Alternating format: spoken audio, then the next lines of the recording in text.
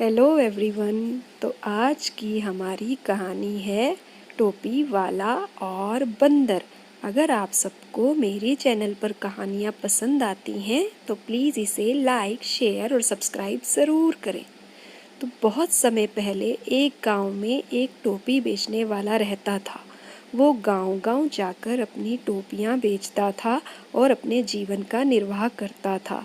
एक बार टोपियां बेचते बेचते वो बहुत थक गया। उस दिन गर्मी भी बहुत ज़्यादा थी, तो उसने सोचा कि थोड़ी देर कहीं पर आराम कर लिया जाए। तो एक बड़े से पेड़ के नीचे उसने अपनी टोपियों की टोकरी उतारी और वो वहाँ पर आराम करने के लिए बैठ गया।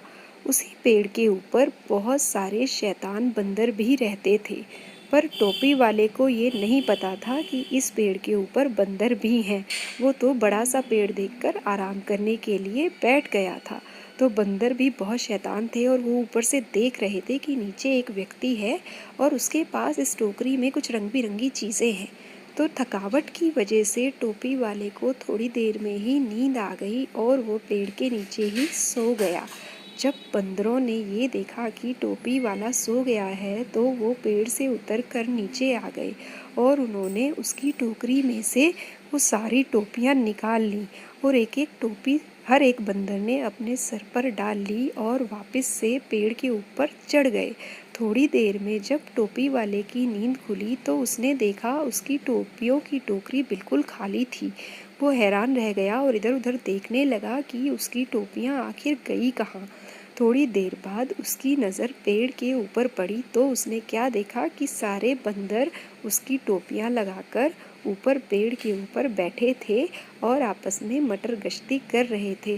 टोपी वाला यह देखकर हैरान रह गया और वह सोचने लगा कि अब इन बंदरों से मैं कैसे अपनी टोपियाँ वापस लूँ। पहले तो उसने बंदरों को थोड़ा डराया धमकाया, लेकिन जब बंदरों ने उसकी टोपियाँ वापस नहीं की तो उसे लगा अब ये तो कोई उपाय लगाना पड़ेगा। तो उसे ध्यान आया कि बंदर बहुत नकलची होते हैं। तो उसने भी अपने सर पर एक टोपी लगाई हुई थी। तो टोपी वाले ने फटाफट से वो वाली टोपी उतारी और ज़मीन पर फेंक दी।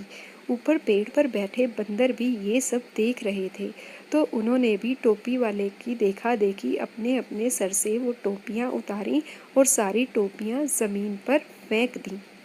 तो टोपी वाला तो बस इसी मौके की तलाश में था कि कब बंदर मेरी नकल करें और मेरी तरह ही टोपियाँ नीचे फेंक दें।